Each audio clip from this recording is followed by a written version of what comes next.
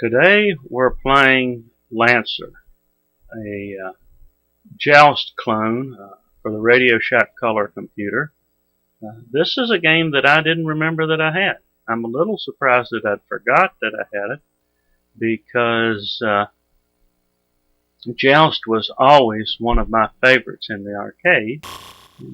This appears to be a pretty good copy of it. The only real flaw that I can see with it is that because at the higher resolutions you don't have many color choices available, there's no way to differentiate between the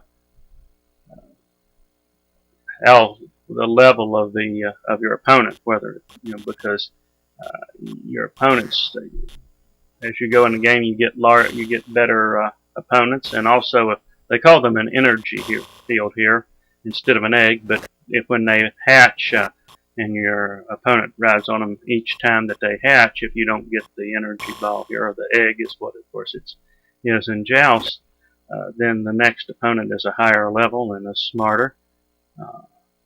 And there's no way to show this. They do have the different levels of opponents, but they all look the same. There's no color differences. So no real way to differentiate them by looking by them. But despite that relatively minor flaw, this is a very good copy. Joust is one of those things that if you've played it, you can pretty much play any version of it at all. So it's not hard to pick up and go with.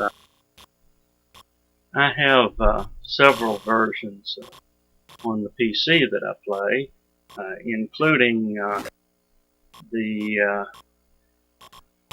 actual arcade code running on an emulator as part of the Williams Arcade Classics disc.